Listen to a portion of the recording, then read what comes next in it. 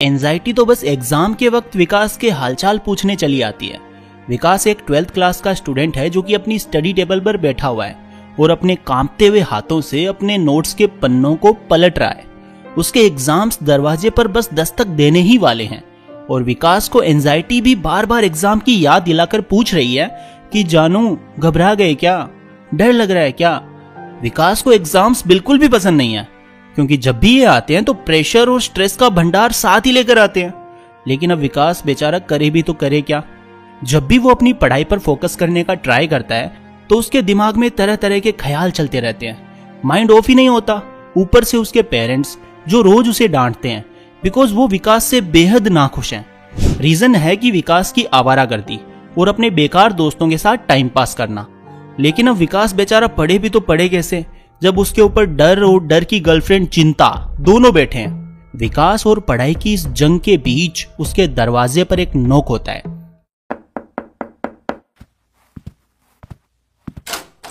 ये सीमा है, विकास की क्लासमेट और उसकी नेबर।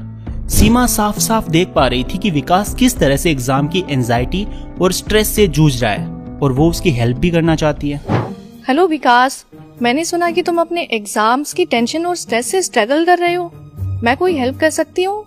सीमा ने एक प्यारी सी स्माइल के साथ पूछा। अरे अरे रुको शिकारियों, पहले एक सवाल का जवाब दो। अगर आप विकास की जगह होते तो क्या करते?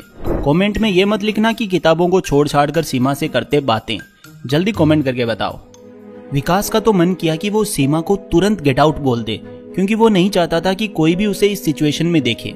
लेकिन सीमा की आंखों में विकास को कुछ तो ऐसा दिखा जिससे विकास को लगा कि शायद वो उसकी हेल्प कर सकती है। इन सिंपल वर्ड्स लड़का थोड़ा सा पिघल गया। मुझसे फोकस ही नहीं हो रहा है पढ़ाई पे और एक मेरे मम्मी पापा जो रोज मुझे डांटते रहते हैं, जब देखो तब ताने ही ताने। तंग आ गया हूं मैं, नहीं लग रहा मन तो नहीं लग रहा, समझ ही नहीं आ रहा पढ़ूं क्या। विकास ने कंपाते हुए कहा। इधर सीमा ने उसकी हाँ में हाँ मिलाते हुए अपना सर हिलाया और कहा, आई नो ये टफ है, बट तुम ये याद रखो कि ये एग्जाम्स तुम्हारी लाइफ का एक टिन्नू सा पार्ट है। तुम ना सिर्फ इतने कैपेबल हो कि अच्छे नंबर ला सको, बल्कि इससे भी ज्यादा के हकदार हो तुम। दरअसल सीमा विकास को लाइक भी करती थी। हालांकि सीमा खुद अपनी क्लास की टॉपर थी, लेकिन विकास को देखकर उसके अंदर की बैक बेंचर बाहर निकल आती थी। विकास ने जब ये सुना तो उसे एक आराम सा मिला। उसे ऐसा लगा कि जैसे किसी ने उसके ऊपर का भार कम कर दिया हो। सीमा के शब्दों ने विकास को एक नया पॉइंट ऑफ व्यू दिया और साथ में दी एक आशा की किरण। पढ़ाई की किरण दी बेटा, तुम कौन सी सोच रहे हो। शिकारियों थम जाओ थोड़ा।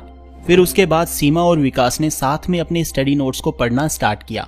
सीमा विकास को हर कॉन्सेप्ट इतनी आसानी से समझा रही थी कि विकास को सब क्लियरली समझ में भी आ रहा था और याद भी हो रहा था।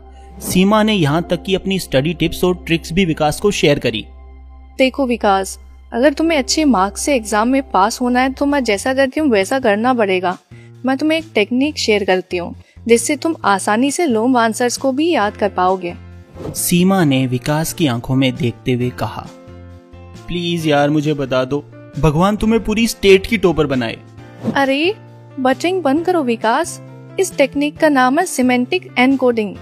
क्या? कौन सी सीमेंट? सीमेंट नहीं पागल, सिमेंटिक एनकोडिंग। बहुत सारी रिसर्चेस से ही पता चला है कि जो वर्ड्स हम कनेक्ट करके यानी आपस में जोड़ते हुए पढ़ते हैं वो इजी टू रिमेम्बर होते हैं। और ऐसा इसीलिए होता है बिकॉज हमारे ब्रेन की टेंडेंसी होती है कनेक्शंस बनाने की एंड नई इंफॉर्मेशन को हमारे ब्रेन में मौजूद एग्जिस्टिंग इंफॉर्मेशन से एसोसिएट करने की। इसका मतलब मुझे जो भी याद करना है उनको आपस में कनेक्ट करूं? विकास ने पूछा।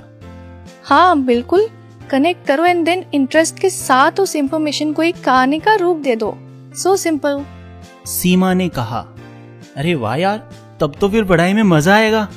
अब तुम ना इस टेक्निक का यूज करके पढ़ाई करके दिखाओ। थोड़ी देर इस टेक्निक से पढ़ने के बाद विकास को जो एग्जाम्स का डर सता रहा था वो धीरे धीरे थोड़ा कम होने लगा। वो कॉन्फिडेंट फील करने लगा। स्ट्रेस और एंजाइटी तो जैसे छूमंतरी हो गई थी। सीमा की प्रेजेंस और सपोर्ट ने ये सब कर दिखाया था। जब एग्जाम का टाइम आया तो विकास खुद की तैयारी को देखकर इतना सरप्राइज था कि उसे डर ही नहीं लग रहा था कि सिर्फ एक दिन बाद उसके एग्जाम्स हैं। अब तो एग्जाम में फोड़ दूंगा, इतनी एक्स्ट्रा शीट्स पढ़ दूंगा एग्जाम हॉल में, सबकी नजरें मेरे पेन पे होगी और मेरी उस क्वेश्चन के आंसर पर। और इसी कॉन्फिडेंस के साथ विकास ने एग्जाम दिया। उसके सारे पेपर्स अच्छे हुए। जब एग्जाम खत्म हुए और रिजल्ट आया तो विकास के पेरेंट्स को यकीन ही नहीं हुआ कि विकास इतने अच्छे नंबर से पास भी हो जाएगा। पहली बार विकास ने इतने अच्छे मार्क्स स्कोर किए थे। विकास के पेरेंट्स उस पर प्राउड कर रहे थे और तब से विकास का नजरिया एग्जाम्स के प्रति पूरी तरह से चेंज हो गया। अब विकास को एग्जाम से डर नहीं लगता क्योंकि वो जानता है कि कैसे एग्जाम्स को हैंडल करना है। और अब सीमा और विकास दोनों एक ही कॉलेज में पढ़ते हैं, लेकिन कहते हैं ना, टाइम के साथ चीजें सेम नहीं रहती। अब सीमा विकास की हेल्प लेती है अपनी स्टडीज में। विकास ऐसा भागा कि रुकने का नाम ही नहीं लिया।